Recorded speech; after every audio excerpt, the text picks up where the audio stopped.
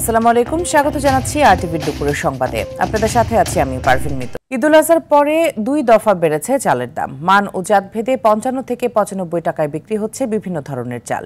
বেড়েছে মাছ, মুরগি সহ বেশিরভাগ নিত্যপণ্যের দাম। এমন পরিস্থিতিতে বাজারে তদারকি বাড়ানোর দাবি জানিয়েছে ভোক্তারা। মাহিন আরাফাতের রিপোর্ট। বৈরী আবহাওয়াতেও ক্রেতা বিক্রেতার সমাগমে মুখর রাজধানীর কারওয়ান বাজার। নিত্যপণ্যের সরবরাহ স্বাভাবিক থাকলেও নানা অজুহাতে বেড়েছে বেশিরভাগ পণ্যের দাম। 2 সপ্তাহের ব্যবধানে 2 দফা চালের দাম বাড়ায় ক্ষুব্ধ ক্রেতারা। বিক্রেতারা দুষছে আড়তদার ও মিল মালিকদের। মোটা চাল ওটা থেকে মনে করেন একবার হাইস্ট পর্যন্ত 55 থেকে 95 টাকার মধ্যে সম্পূর্ণ চালের কোয়ালিটি মেনটেন করে কিনা যায়। গত সপ্তাহের মতো রয়েছে, তারপরও 1 টাকা 2 টাকা কেজিতে বাড়ছে। আপনার দেখা যাচ্ছে সব চালের মধ্যে এভারেজে যদি হিসাব করি 6 থেকে 8 টাকা বাড়ছে। যারা আমরা মধ্যবিত্ত আছি আমরা হিমশিম খাচ্ছি। চালের দাম আগেও মাঝখানে একটু কম ছিল, এখন আবার বেড়ে গেছে। দাম বাড়ার তালিকায় রয়েছে বেশিরভাগ সবজি, মুরগি ও মাছও। ইলিশ মাছ ভরা মৌসুমের সময় নদীতে কোনো মাছ নাই। 1 কেজি 200-100 গ্রাম 2500 টাকা কেজি। প্রত্যেকটা মালে কেজিতে 10 টাকা কেজিতে এক্সট্রা বাড়ছে আর কি। বিক্রেতাদের খোড়া অজুহাত মানতে নারাজ ক্রেতারা। আর যে সবসময় দামটা যদি রিজনেবল ভিতরে থাকে, যাটাকে মধ্যবিত্ত নিম্ন মধ্যবিত্ত আছে তারা কিনে আগে স্বাচ্ছন্দ্য বোধ করবে। বাড়ানোর তো অজুহাতের অভাব নাই, কমানোর বেলা তো আর কমে না। তখন তো সরকারের পুলিশ নামান লাগে, অনেক কিছু নামাইতে হয়, নামলে কমে। নিত্যপণ্যের দাম সহনীয় পর্যায়ে রাখতে সরকারের নজরদারি বাড়ানোর দাবি ভোক্তাদের। মাহিন আরাফাত, আরটিভি, ঢাকা। আওয়ামী লীগের দুঃশাসনের পুনঃপ্রবর্তন চায় না বিএনপি। সরকারি দপ্তরে দলের নাম ভাঙিয়ে আন্দোলনের নামে বিশৃঙ্খলা করলে কঠিন ব্যবস্থা নেওয়ার হুঁশিয়ারি দিয়েছেন বিএনপির সিনিয়র যুগ্ম মহাসচিব রুহুল কবির রিজভী। দলের আন্তর্জাতিক বিষয়ক সম্পাদক নাসির উদ্দিন আহমেদ অসীম বলেন, গণতন্ত্রের ভারসাম্য রক্ষায় প্রয়োজন জনগণের ভোটাধিকার প্রতিষ্ঠা করা। রুদ্র রফিকের রিপোর্ট। রথযাত্রা উপলক্ষে রাজধানীর পল্টনে ঢাকা মহানগর পূজা উদযাপন ফ্রন্টের এই আলোচনা সভা। এতে বিএনপির সিনিয়র যুগ্ম মহাসচিব রুহুল কবির রিজভী অভিযোগ করেন, উদ্দেশ্য প্রণোদিতভাবে একটি সুবিধাবাদী চক্র দলের নাম ভাঙিয়ে নানা অপকর্ম করছে। আপনি নিজেই বিএনপির নাম ভাঙিয়ে আপনি আন্দোলন শুরু করে দিলেন একটা অফিসে। বিভিন্ন ক্ষেত্রে বিভিন্ন ডিপার্টমেন্টে এই ধরনের একটা সুবিধাবাদী গোষ্ঠী, একটা চক্র, তারা নানাভাবে বিভ্রান্ত করার চেষ্টা করছে। এই ব্যাপারে সবাইকে সতর্ক থাকতে হবে। তিনি বলেন, গণতন্ত্র পুনঃপ্রতিষ্ঠায় অন্তর্বর্তী সরকার প্রয়োজনীয় সংস্কার শেষে যৌক্তিক সময়ে জাতীয় নির্বাচনের আয়োজন করবে। বিরোধী দলের রাজনৈতিক কর্মসূচি পালন করা যায়নি, কষ্ট করে করতে গেলেও সেই দিন অসংখ্য নেতা কর্মীরা রক্তাক্ত হতো শিমুল বাহিনীর হাতে। এরকম শিমুল বাহিনী, এরকম শাহিন চাকলাদার বাহিনী বাংলাদেশের জেলায় জেলায় গঠন করা হয়েছিল মাফিয়া গডফাদার হিসাবে।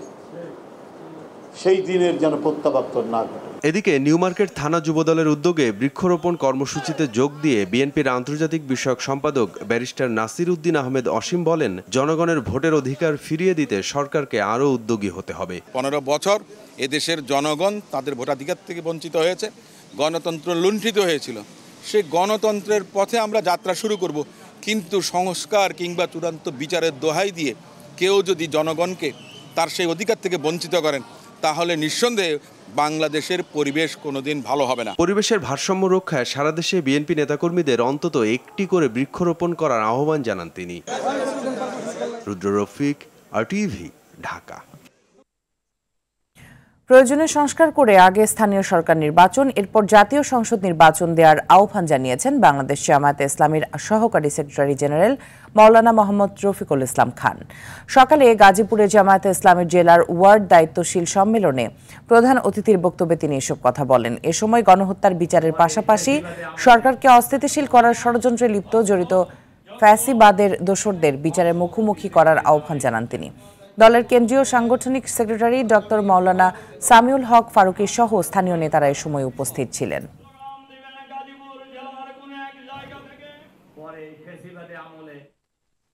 সরকার ও প্রশাসনের নানা কর্মকাণ্ডে একটা বিশেষ দলকে সুবিধা দেওয়া হচ্ছে অভিযোগ করে প্রশাসনের নিরপেক্ষতা প্রমাণে জাতীয় নির্বাচনের আগে স্থানীয় নির্বাচনের দাবি জানালেন গণ অধিকার পরিষদের সভাপতি নুরুল হক নুরু। রাজধানী ডিপ্লোমা ইঞ্জিনিয়ার্সে জাতীয় ও স্থানীয় নির্বাচনে দলীয় কলাকৌশল নির্ধারণে গণ অধিকার পরিষদের বিশেষ বর্ধিত সভায় তিনি কথা বলেন। অনুষ্ঠানে ৩০০ আসনে দলীয় প্রার্থী নির্ধারণ প্রক্রিয়া শুরু করার কথা জানান নূর। নির্বাচন যে মাসেই হোক আপত্তি নেই, কিন্তু নির্বাচনের আগে গণহত্যার বিচারে অগ্রগতি ও সংস্কার সম্পাদন করতে হবে বলে মনে করেন গণ অধিকার পরিষদ সভাপতি।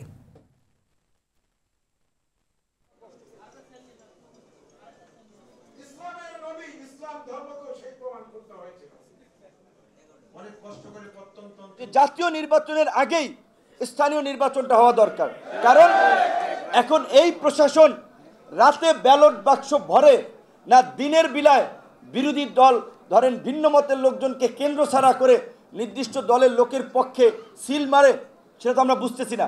স্থানীয় নির্বাচনের অন্তত ২-১টি ধাপের নির্বাচন সরকারকে করে প্রশাসনের ফিটনেস পরীক্ষা করতে হবে, প্রশাসনের নিরপেক্ষতা প্রমাণ করতে হবে। সামাজিক ব্যবসা শুধু বাংলাদেশ নয়, বরং পুরো বিশ্বকে বদলে দেওয়ার ক্ষমতা রাখে বলে মন্তব্য করেছেন অন্তর্বর্তী সরকারের প্রধান উপদেষ্টা অধ্যাপক ডক্টর মোহাম্মদ ইউনূস। শুক্রবার সাভারের জিরাবো সামাজিক কনভেনশন সেন্টারে সোশ্যাল বিজনেস ডের উদ্বোধনী অনুষ্ঠানে তিনি এমন মন্তব্য করেন। তিনি আরও বলেন, পৃথিবীর সবার জন্য স্বাস্থ্যসেবা নিশ্চিত করার একমাত্র সঠিক পথ হল সামাজিক ব্যবসা। এর মাধ্যমে স্বাস্থ্যসেবার চ্যালেঞ্জগুলো সফলভাবে মোকাবেলা করা সম্ভব। সবার জন্য স্বাস্থ্যসেবা নিশ্চিত করার ক্ষেত্রে সামাজিক ব্যবসা সর্বোত্তম পন্থা, এই প্রতিপাদ্যকে সামনে রেখে এবার সোশ্যাল বিজনেস ডে উদযাপন করা হচ্ছে। এবারের সম্মেলনে বিশ্বের ৩৮টি দেশ থেকে ১,৪০০ জনেরও বেশি প্রতিনিধি অংশ নিয়েছেন। উদ্বোধনী অনুষ্ঠানে উপদেষ্টা পরিষদের সদস্য, সরকারের সিনিয়র কর্মকর্তা, বাংলাদেশে নিযুক্ত বিভিন্ন দেশের কূটনীতিক এবং বিদেশি অতিথিরা উপস্থিত ছিলেন। So we need to draw more inspiration than we have ever had. While we're having this Social Business Day here this time, I felt very jealous because I was not in organizing this. I always did. That's what I did, organizing the Social Business Day with the team, working day and night. It's a hard work.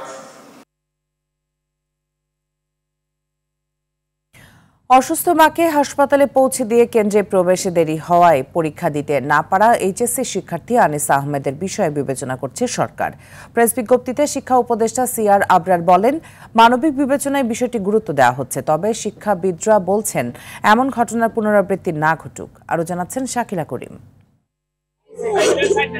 রাজধানীর মিরপুরের ঢাকা শিক্ষা board laboratory school and কলেজের শিক্ষার্থী Anisa Ahmed stroke করা মাকে হাসপাতালে নিয়ে যাওয়ার কারণে পরীক্ষার হলে ঢুকতে দেরি করে ফেলেন তিনি, তাই বসতে পারেননি পরীক্ষায়। কেন্দ্রে থাকা সাংবাদিকদের কল্যাণে মুহূর্তেই সামাজিক যোগাযোগ মাধ্যমে ছড়িয়ে পড়ে আনিসার কান্নার ভিডিও।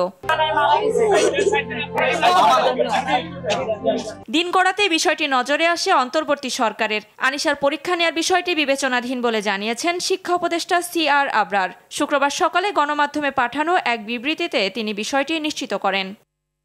বোর্ড পরীক্ষা একজন শিক্ষার্থীর জীবনে অন্যতম গুরুত্বপূর্ণ সিঁড়ি উল্লেখ করে শিক্ষাবিদরা বলছেন, নিয়মের বেড়াজাল ছিঁড়ে বিশেষ বিশেষ ক্ষেত্রে পরীক্ষার সিস্টেমকে ঢেলে সাজানো উচিত। অসুস্থ হয়ে আসতে না পারলে কিংবা কেউ অসুস্থ বাবা মা বা অন্য কারো মৃত্যুজনিত কারণে আসতে বিলম্ব হলে সেটি যে কেন্দ্রে পরীক্ষা নেয় অথবা ওই কেন্দ্র যে বোর্ডের অধীনে আছে তারা সে যখন আসবে তখন থেকে তার পরীক্ষাটা শুরু হয়ে নির্দিষ্ট সময় অনুযায়ী যতটুকু সময় যখন সে শুরু করবে তখন থেকে তার সময়টা গণনা শুরু হবে।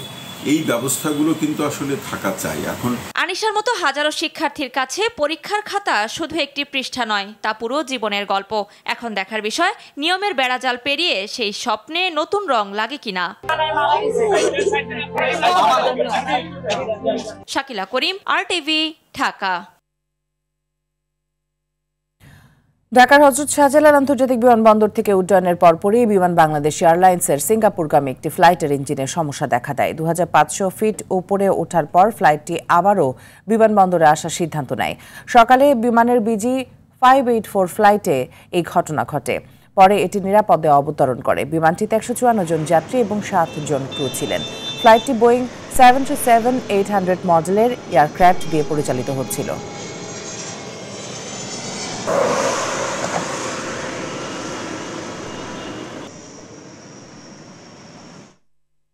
দেশে গত 24 ঘন্টায় করোনা ভাইরাসে আক্রান্ত হয়ে কারো মৃত্যু হয়নি। একই সময় করোনা আক্রান্ত হয়েছেন আরও 19 জন। এবছর করোনায় প্রাণ হারায় 19 জন, আর মোট আক্রান্ত হয় 518 জন। চিকিৎসকরা জানান, এবার করোনার ওমিক্রন ভ্যারিয়েন্ট আক্রান্ত রোগী পাচ্ছেন তারা।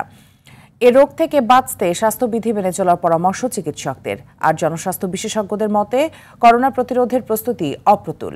ঢাকায় টেস্ট হলেও ঢাকার বাইরে কিট সংকটে টেস্ট হচ্ছে না।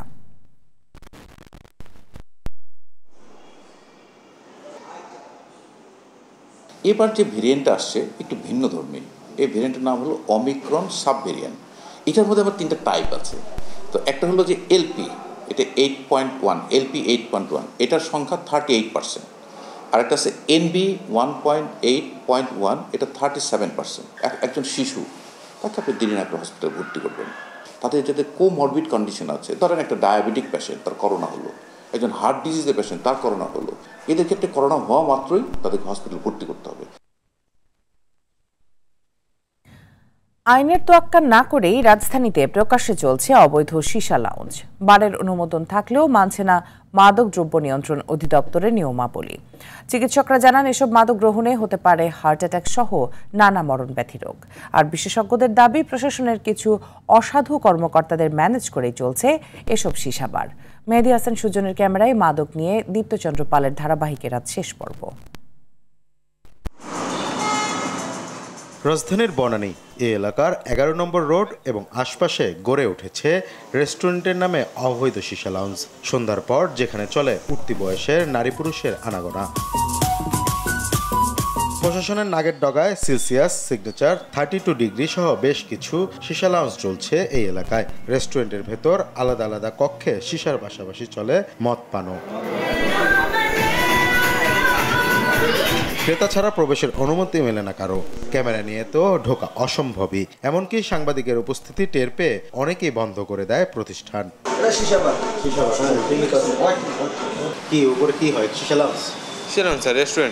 শুধু শিশা লাউঞ্জই নয়, রাজধানীর বারগুলোতেও চলছে অনিয়ম। শুধু পারমিটধারীদের কাছে মদ বিক্রির কথা থাকলেও মানা হচ্ছে না তা।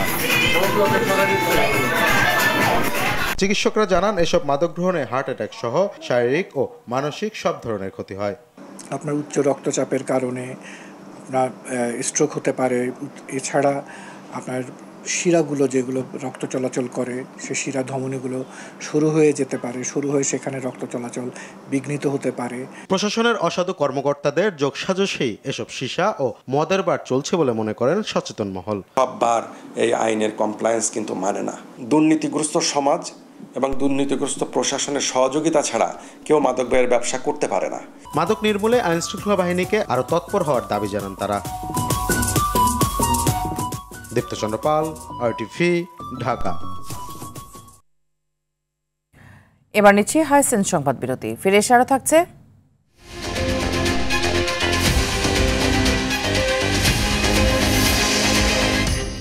জাতিসংঘ পরমাণু সংস্থা থেকে বের হয়ে যাচ্ছে ইরান। পরিদর্শনে বাধা দিলে তৈরি হবে নতুন সংকট, সতর্কতা আন্তর্জাতিক আণবিক শক্তি সংস্থার।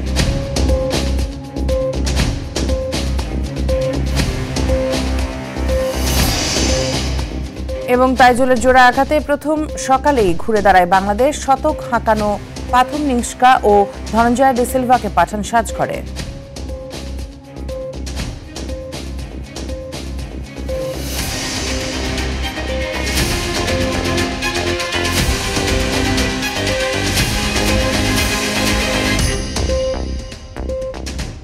দুপুরের সংবাদ দেখছেন RTVতে, আপনাদের সাথে আছি আমি পারফিন মিতু।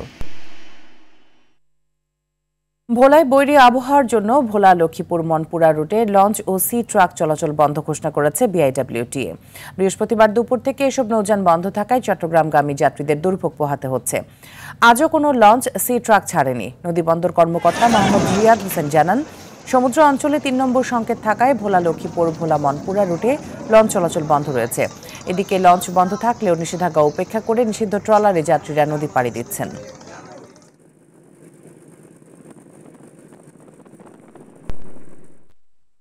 সিরাজগঞ্জে অস্বাভাবিক হারে বাড়ছে যমুনা নদীর পানি। এতে নদী তীরবর্তী নিম্নাঞ্চল ও চরাঞ্চলের মানুষের মাঝে বন্যা আতঙ্ক দেখা দিয়েছে। গেল 24 ঘন্টায় 35 সেন্টিমিটার পানি বৃদ্ধি পেয়ে সকালে সিরাজগঞ্জ শহর রক্ষা বাঁধ পয়েন্টে যমুনা নদীর পানি বিপদসীমার 164 সেন্টিমিটার নিচ দিয়ে প্রবাহিত হচ্ছে। এর আগে 24 ঘন্টায় পানি বৃদ্ধি পেয়েছে 44 সেন্টিমিটার। বাংলাদেশ পানি উন্নয়ন বোর্ড সিরাজগঞ্জের গেজ রিডার হাসান মামুন জানান, যমুনা নদীর পানি বাড়ার এ হার চলতি সপ্তাহে অব্যাহত থাকবে। এদিকে পানি বাড়ার কারণে ফসল নষ্টের আশঙ্কা করছেন কৃষকরা।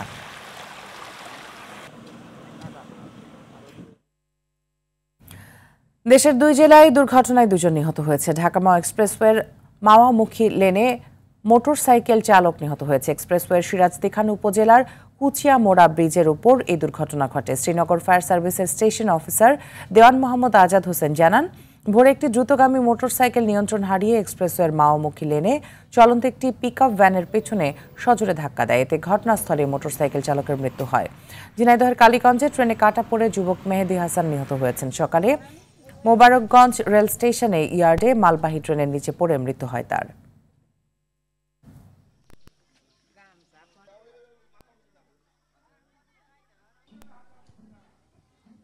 ন্যাশনাল লাইফ ইন্স্যুরেন্স আন্তর্জাতিক সংবাদ। জাতিসংঘের পরমাণু সংস্থা IAEA থেকে বের হয়ে যাওয়ার সিদ্ধান্ত নিয়েছে ইরান। দেশটির পার্লামেন্টের পর সুপ্রিম কাউন্সিলও এর অনুমোদন দিয়েছেন। এদিকে আন্তর্জাতিক পরিদর্শকদের পরমাণু প্রকল্পে প্রবেশে বাধা দিলে ইরানে নতুন সংকট তৈরির সতর্কতা জারি করেছে আন্তর্জাতিক আণবিক শক্তি সংস্থা। রাশিয়াও চাইছে সংস্থাটির সঙ্গে সহযোগিতা বজায় রাখুক ইরান। বিস্তারিত বিনিয়ামিনের রিপোর্টে। অবশেষে জাতিসংঘের পরমাণু প্রকল্প পর্যবেক্ষণ সংস্থা ইন্টারন্যাশনাল অ্যাটমিক এনার্জি এজেন্সির সঙ্গে সম্পর্ক স্থগিত করল ইরান। গেল বুধবার দেশটির পার্লামেন্ট মজলিসে এ সংক্রান্ত যে বিলটি পাশ হয়েছিল, বৃহস্পতিবার সেটির অনুমোদন দিয়েছে দেশটির সুপ্রিম কাউন্সিলও। গেল 13 জুন ইরানের পারমাণবিক কর্মসূচিকে হুমকির দোহাই দিয়ে রাজধানী তেহরান সহ বিভিন্ন শহরে বিমান হামলা চালায় ইসরায়েল। এরপর হামলা চালায় মার্কিন যুক্তরাষ্ট্র। এই হামলা শুরুর পর থেকেই আন্তর্জাতিক পরমাণু সংস্থার প্রতি চরম অসন্তুষ্ট ছিল ইরান, কারণ সংস্থাটি সবচেয়ে বেশি ইরানের পরমাণু কর্মসূচি পর্যবেক্ষণ করেছে। অথচ ইসরায়েলের অভিযোগের বিপক্ষে ইরানের কর্মসূচি নিয়ে স্পষ্ট কোনো মন্তব্য কিংবা হামলার কোনো কার্যকর প্রতিবাদ জানায়নি তারা। এদিকে ইরান তাদের পারমাণবিক স্থাপনাগুলো পর্যবেক্ষণ না করতে দিলে অঞ্চলটিতে নতুন সংকট তৈরি হতে পারে বলে সতর্ক করেছেন আন্তর্জাতিক আণবিক শক্তি সংস্থার মহাপরিচালক রাফায়েল গ্রোসি। তিনি জানান, ইরানে আন্তর্জাতিক আণবিক সংস্থার উপস্থিতি কোনো অনুগ্রহ থেকে নয়, বরং এটি আন্তর্জাতিক বাধ্যবাধকতা। তবে ইরান একতরফাভাবে সহযোগিতা স্থগিত করলে নতুন সংঘাতের হুমকি দেন সংস্থাটির মহাপরিচালক। সংস্থাটি থেকে বের হয়ে পরমাণু প্রকল্প পরিদর্শনে বাধা দিলে তেহরান আন্তর্জাতিক আইনের বিরুদ্ধে চলে যাবে বলে সতর্ক করেন তিনি। ইরান যেন আণবিক সংস্থার সঙ্গে আগের মতোই সহযোগিতা অব্যাহত রাখে, এমন প্রত্যাশা ব্যক্ত করেছেন রুশ পররাষ্ট্রমন্ত্রী সের্গেই ল্যাভরভ। পরমাণু অস্ত্র তৈরিতে তেহরানের অনাগ্রহ বিশ্বের সামনে তুলে ধরতে সংস্থাটির সঙ্গে সহযোগিতা বজায় রাখা উচিত বলেও মন্তব্য তার। বিনিয়ামিন, RTV। চীনের সঙ্গে যুক্তরাষ্ট্রের বাণিজ্য চুক্তি স্বাক্ষরিত হয়েছে বলে দাবি করেছেন মার্কিন প্রেসিডেন্ট ডোনাল্ড ট্রাম্প। বৃহস্পতিবার হোয়াইট হাউসে ওয়ান বিগ বিউটিফুল ইভেন্ট বিলের প্রচারণায় যোগ দিয়ে তিনি এই কথা জানান। খুব শীঘ্রই ভারতের সঙ্গে যুক্তরাষ্ট্রের একটি বাণিজ্য চুক্তি সম্পাদন হবে বলেও এ সময় জানান তিনি। তবে যুক্তরাষ্ট্রের সঙ্গে চুক্তি স্বাক্ষরের বিষয়টি নিশ্চিত করেনি বেইজিং। বিস্তারিত কিছু জানায়নি হোয়াইট হাউসও। চলতি মাসের শুরুতে লন্ডনে চীন ও যুক্তরাষ্ট্রের প্রতিনিধিদের মধ্যে বাণিজ্য চুক্তির বিষয়ে একটি বৈঠক অনুষ্ঠিত হয়েছিল। যুক্তরাষ্ট্রের ক্যালিফোর্নিয়ায় প্রতিষ্ঠান কেপিসি গ্রুপের ভাইস চেয়ারম্যান বিশিষ্ট শিল্পপতি উদ্যোক্তা সুনন্দা চৌধুরী গেল 24 জন শেষ নিঃশ্বাস ত্যাগ করেছেন। মৃত্যুকালে তার বয়স হয়েছিল 73 বছর। জীবনভর তিনি প্রজ্ঞা ও মমতার অসামান্য দৃষ্টান্ত স্থাপন করে গেছেন। 1952 সালের 1 ফেব্রুয়ারি ভারতের আসামের ডিব্রুগড়ে জন্মগ্রহণ করেন সুনন্দা। 1980-এর দশকে চিকিৎসা পরিষেবা ও ক্লিনিক পরিচালনার প্রশাসনিক দায়িত্বে যুক্ত হন তিনি। কর্মদক্ষতা ও নেতৃত্ব গুণে পরবর্তীতে দ্য কেপিসি গ্রুপের ভাইস চেয়ারম্যান পদে উন্নীত হন। পেশাগত সাফল্যের বাইরেও কবিতা ও ধ্রুপদী সঙ্গীতে আগ্রহী ছিলেন সুনন্দা। রেখে গেছেন তার 2 সন্তান কালীপ্রিয় চৌধুরী এবং ডক্টর সুমন্ত চৌধুরী সাইনিকে। তার মৃত্যুতে আরটিভি পরিবার গভীরভাবে শোকাহত। রাজনৈতিক প্রতিহিংসার শিকার হয়ে দীর্ঘ 18 বছর আন্তর্জাতিক ম্যাচ থেকে বঞ্চিত বগুড়ার শহীদ চান্দু স্টেডিয়াম একসময় দেশসেরা উইকেটের খ্যাতি থাকলেও বর্তমানে স্টেডিয়ামটির আউটফিল্ড গ্যালারি সহ সব অবকাঠামোয় ধরেছে মরিচা। উত্তরবঙ্গবাসীর চাওয়া প্রয়োজনীয় সংস্কার করে আবারও যেন ভেন্যুটিতে ফেরানো হয় আন্তর্জাতিক ম্যাচ। সাদাত জামানের তথ্যচিত্রে রাফি আমিনের রিপোর্ট। বগুড়ার শহীদ চান্দু স্টেডিয়াম মাঠে প্রবেশ করতেই দৃষ্টি কাড়বে সবুজ ঘাস, মাঝে উইকেটটাও চোখে পড়ার মতো। কিন্তু বাস্তবতার দেখা মিলবে শ্যাওলা পড়া গ্যালারিতে নজর গেলেই। অথচ ক্লাইভ লয়েড, ওয়াসিম আকরাম, জয়া বর্ধনে সহ দেশি বিদেশি অনেক বিখ্যাত ক্রিকেটারের কাছে এই মাঠই কিনা ছিল দেশসেরা। 2003 সালে তৎকালীন প্রধানমন্ত্রী বেগম খালেদা জিয়া শহীদ চান্দু ক্রীড়া কমপ্লেক্সের ভিত্তিপ্রস্তর স্থাপন করেন। এরপর এখানে অনূর্ধ্ব 19 বিশ্বকাপের ম্যাচও অনুষ্ঠিত হয়। 2006 সালে আইসিসি স্বীকৃতি পাওয়ার পর ভেন্যুটিতে একটি টেস্ট ও 5টি ওয়ানডে ম্যাচ হয়, যেখানে শ্রীলঙ্কার বিপক্ষে প্রথম জয়সহ 4টি ওয়ানডে জেতে বাংলাদেশ। অথচ দেশসেরা ফ্র্যাঞ্চাইজি টুর্নামেন্ট বিপিএল ও টাইগারদের আন্তর্জাতিক ম্যাচগুলো সীমাবদ্ধ কেবল ঢাকা, সিলেট ও চট্টগ্রামে। শুধু রাজনৈতিক প্রতিহিংসায় 1.5 যুগ ধরে বঞ্চিত বগুড়া। ফ্যাসিস্ট সরকার থাকার সময় কিন্তু এখানে কোনো প্রকার কোনো ডেভেলপমেন্ট বা উন্নয়ন এখানে হয় নাই, দীর্ঘদিন জরাজীর্ণ অবস্থাতে চলে গেছে। অথচ এই মাঠ থেকেই উঠে এসেছেন মুশফিকুর রহিম, শফিউল ইসলাম, তাজিদ তামিম ও তৌহিদ হৃদয়রা। কিন্তু স্থানীয়দের অভিযোগ, স্টেডিয়ামটি নিয়ে নানান অনিয়ম ও অবহেলার কারণে নতুন প্রজন্মের ক্রিকেটাররা পড়ছেন বাধার মুখে। অযোগ্য লোক যখন কোনো যোগ্য দায়িত্ব পায় সেই জায়গাটা অযোগ্য হয়ে যায়, ক্রীড়াবিদরা আর ক্রীড়াঙ্গনের থেকে সরে আসবে। এই জন্য বগুড়ার ছেলেপেলে খেলার থেকে বিমুখ। মাঠটিতে আবারও আন্তর্জাতিক ম্যাচ আর 4 ছক্কার উন্মাদনা দেখার অপেক্ষায় উত্তরবঙ্গবাসী। দ্রুতই স্টেডিয়ামটির জৌলুস ফিরিয়ে আনতে বিসিবির কার্যকর পদক্ষেপ চায় জেলা ক্রীড়া সংস্থা। বগুড়ার মানুষের আবেগ, দাবি, সেই প্রেক্ষিতে আমিও চাই অতি দ্রুততম সময়ের মধ্যেই বগুড়ায় আন্তর্জাতিক ম্যাচ অনুষ্ঠিত হোক।